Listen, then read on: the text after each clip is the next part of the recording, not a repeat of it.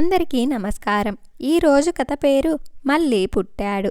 నా వీడియో కనుక మొదటిసారిగా చూస్తుంటే నా ఛానల్ని సబ్స్క్రైబ్ చేసుకోండి. సంపత్ బాగా సంపన్న కుటుంబం నుంచి వచ్చినవాడు. తల్లిదండ్రులు డబ్బు బాగా సంపాదించి పెట్టడంతో అల్లరి చిల్లరగా అమ్మాయిలను ఏడిపిస్తూ ఉన్న డబ్బుతో ఫ్రెండ్స్, పబ్బులు, పార్టీలు, అమ్మాయిలు అంటూ ఆనందంగా కాలం గడిపేస్తూ ఉండేవాడు. దొరికిన అమ్మాయినలా ఏడిపిస్తూ ఉండేవాడు. తండ్రి పెద్ద పేరు మోసిన బిజినెస్ మ్యాన్ అవ్వటంతో కొడుకుని పట్టించుకునే ఖాళీ లేదు. తల్లి కూడా పట్టించుకునే స్థితిలో లేదు. కొడుకు అడిగినది ఏదైనా కొనివ్వటం, అవసరానికి మించి డబ్బు ఇవ్వటం తప్ప చేసేదేమీ లేదు. ఏదో చదువు మాత్రం పూర్తి చేశాననిపించాడు. ఒకరోజు తన కాలేజ్ స్టూడెంట్స్ని ఏడిపిస్తూ ఉండగా ఒక అమ్మాయి వచ్చింది. సంపత్ చేసే టీజింగ్ నుంచి ఆ అమ్మాయిని తప్పించింది. సంపత్ కన్ను వెంటనే ఆ అమ్మాయి మీద పడింది. ఎలాగైనా ఆ అమ్మాయిని పట్టుకోవాలి, దక్కించుకోవాలని అనుకున్నాడు. ఆ అమ్మాయి శ్వేత. ఒక మెడికో, కుందనపు బొమ్మలా ఉంటుంది. MBBS చదివి హౌస్ సర్జన్గా చేస్తోంది.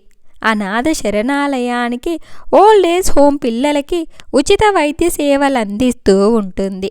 అలా ఒకరోజు బయటికి వెళ్ళి వస్తూ ఉండగా సంపత్ శ్వేతాని చూశాడు. ఎలాగైనా శ్వేతాని ఈరోజు వదలకూడదు అని నిర్ణయించుకున్నాడు. శ్వేతాని ఫాలో చేస్తూ వెళ్ళాడు. చీకటి పడింది. ఆకాశం మేఘామృతమై ఉంది. చల్లని గాలులు వీస్తున్నాయి. వర్షం పడేలా ఉంది. త్వరగా ఇంటికి వెళ్ళాలనుకొని బండి రైస్ చేసింది శ్వేత.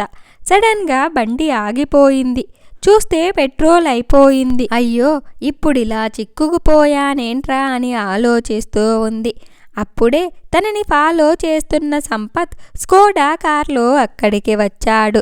లిఫ్ట్ కావాలా అని అడిగాడు. సంపత్ని చూడగానే ఎక్కడో చూసినట్టు అనిపించింది శ్వేతకి. గుర్తు తెచ్చుకునేసరికి అతన్ని చూడగానే కోపం వచ్చింది.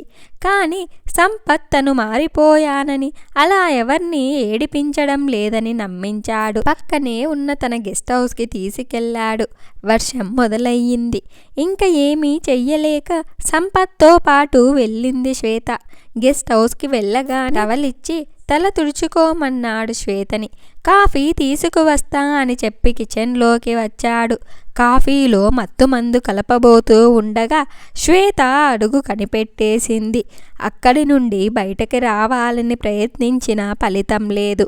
అన్ని డోర్స్ లాక్ చేసి ఉన్నాయి. సంపత్ నుంచి దూరంగా వెళ్తూ ఉంది. రాను రాను సంపత్ శ్వేతకి దగ్గరగా వస్తున్నాడు. శ్వేత వెనక్కి గోడకు జారబడింది. ఎదురుగా ఉన్నది సంపత్. తనని తాను ఎలాగైనా కాపాడుకోవాలనుకుంటూ ఉండగా పక్కనే టేబుల్ మీద ఉన్న ఫ్లవర్ వాస్ కనిపించింది. సంపత్ శ్వేత మీదకి రాగానే ఒక్క ఉదుటున ఆ ఫ్లవర్ వాస్తో సంపత్ తలపై బలంగా కొట్టింది. సంపత్ వెంటనే కింద పడిపోయాడు. అక్కడి నుండి బయటికి రావటానికి చూస్తోంది శ్వేత. ఈలోగా సంపత్ తల నుంచి రక్తం కారటం చూసింది శ్వేత. వెంటనే సంపత్ దగ్గరికొచ్చి ఆ దెబ్బకి కట్టు కట్టింది. తన బ్యాగ్లో ఉన్న ఫస్ట్ ఎయిడ్ కిట్ తీసి సంపత్కి వైద్యం చేసింది. నొప్పితో అరుస్తున్నాడు సంపత్. ప్లీజ్, ఫైన్, తగ్గిపోతుంది. సారీ అండి, ఏదో కంగారులో అలా చేశాను. కట్టు కట్టాను కదా, తగ్గిపోతుంది అని ఓదారుస్తుంది సంపత్ని. శ్వేత కళ్ళల్లో బాధ కనపడుతుంది సంపత్కి. అది చూసిన సంపత్ ఒక్కసారిగా తను చెయ్యాలనుకున్న పనేమిటో, ఇప్పుడు తన ఉన్న పరిస్థితి ఏంటో గుర్తొచ్చింది. చాలా బాధపడ్డాడు తన ఆలోచనకి. అప్పుడే సంపత్ మళ్ళీ పుట్టాడు. తన మీద అత్యాచారం చెయ్యబోయిన వాడికి కూడా దెబ్బ తగిలితే విలవిలలాడిపోయిన శ్వేతను చూసి పశ్చాత్తాపం చెందాడు. సంపత్ ఆ పాత జీవితం నుండి బయటికి వచ్చి మరోసారి బతికాడు. అప్పటి నుండి మంచిగా మారి మనిషిలా ఉండటం మొదలుపెట్టాడు. శ్వేత వృత్తిపరంగా ఒక డాక్టర్ కదా, అందుకే తనకి కష్టం తలపెట్టిన వాడిని కూడా కాపాడి డాక్టర్గా తన బాధ్యత నిలుపుకుంది. తర్వాత శ్వేత చేసే అన్ని సామాజిక కార్యక్రమాలలో సంపత్ తనకి తోడుగా ఉంటూ తన వంతు సాయం తను చేస్తూ వచ్చాడు. హ్యాట్స్ ఆఫ్ టు శ్వేత.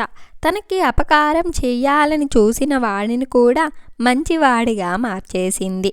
ఇంత మంచి కథను మనకు అందించిన పరిమళ గారికి ధన్యవాదాలు. నా వీడియో కనుక మీకు నచ్చినట్లయితే ఒక లైక్ చేసి స్టోరీ ఎలా ఉందో కామెంట్ చేయండి. నా ఛానల్ని వెంటనే సబ్స్క్రైబ్ చేసుకోండి.